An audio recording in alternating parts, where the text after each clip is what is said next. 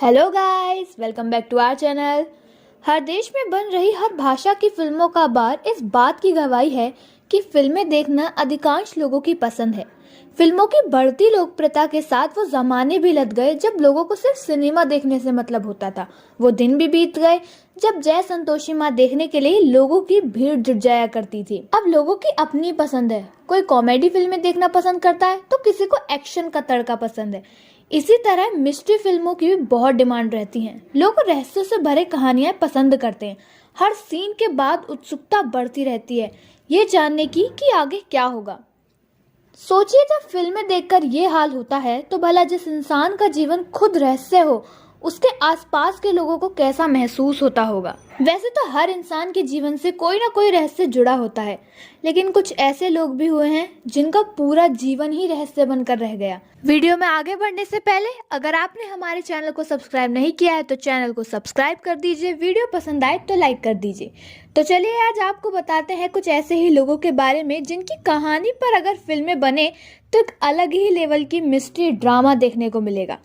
First, रे greaser. यह घटना है 15 अप्रैल 2005 की। सोचिए, एक व्यक्ति अपने घर से ऑफिस के लिए निकलता है, अपना काम खत्म करता है, अपनी गर्लफ्रेंड से फोन पर बात करता है और फिर अचानक से गायब हो जाता है।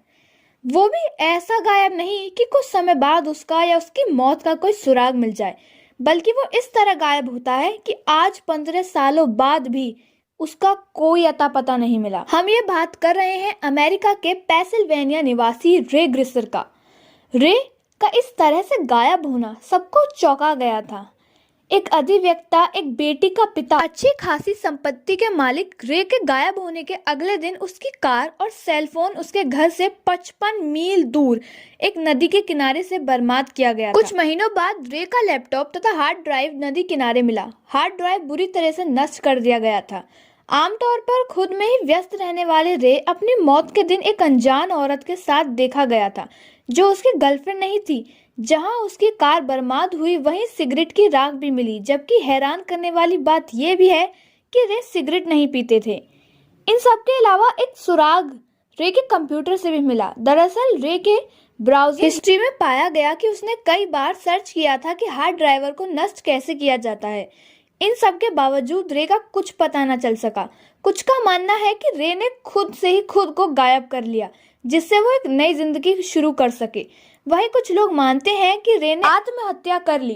काफी छानबीन के बाद भी जब पुलिस कोई ठोस सबूत न जुटा सकी, 2009 में रे को ऑफिशियली मृत घोषित कर दिया गया। अब आप जब रे के गायब होने की हर कड़ी को जोड़ेंगे तो आपको लगेगा जैसे आप कोई मिस्ट्री फिल्म की कहानी सुन रहे हैं। सेकंड, लॉरी इरेका रफ। दुनिया में हर इंसान की अपनी एक पहचान है। खोजने पर आए तो पता लगाया जा सकता है कि कौन व्यक्ति कहाँ पैदा हुआ था, कहाँ पला बड़ा और उसके परिवार में कौन कौन है।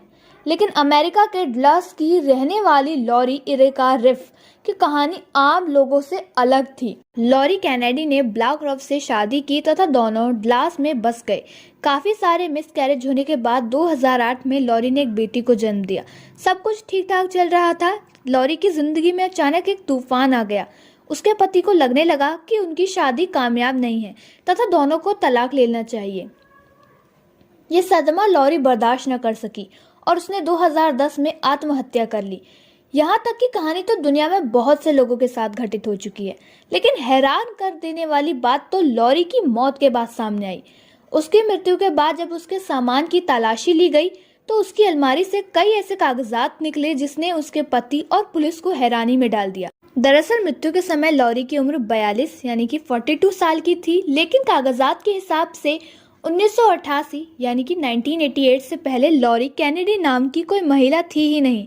उसके पास से कुछ दस्तावेज बरामद हुए जिन पर उनका नाम बैकी स्वीट टर्नर दर्ज था। बात यहीं खत्म नहीं होती। लोग हैरान तो तब रह गए जब रिकॉर्ड से पता चला कि उन दस्तावेजों पर जिस बैकी की जानकारी दर्ज थी वो एक 2 साल की बच्ची थी जो 1971 में घर में लगी आग से जलकर मर चुकी थी। अगर बैकी मर चुकी थी फिर लॉरी कौन थी, कहां से आई थी? इन सवालों का जवाब किसी के पास नहीं था। 2016 तक लॉरी पुलिस की फाइलों में एक रहस्यमय केस बनकर पड़ी रही, लेकिन इसी साल लॉरी के रहस्य से पर्दा उठाया गया। लॉरी के केस की तहकीकात कर रहे सोशल सिक्योरिटी एडमिनिस्ट्रेशन ने इन्वेस्टिगेटर जॉय वेलिंग 2015 में एक फोन आया। ये फोन न्यूक्लियर फिजिसिस्ट तथा फोरेंसिक जर्नलिस्ट कॉलिन फिट्जपैट्रिक का था। दरअसल 2013 के बाद जब लॉरी की कहानी अखबारों में छपने लगी, तब से कॉलिन ऑनलाइन ही केस की छानबीन से जुटे हुए थे। कॉलिन ने जॉय को बताया कि उन्होंने लॉरी के डीएनए से उसकी फैमिली हिस्ट्री निकाल ली है। कॉलिन की बात पर भरोसा कर जॉय जब उनके बताते हुए पते पर पहुंचा और उसने पूछताछ करी तो उन्होंने उस परिवार के लोगों को लॉरी की ड्राइविंग लाइसेंस दिखाया, जिस पर उसकी फोटो थी।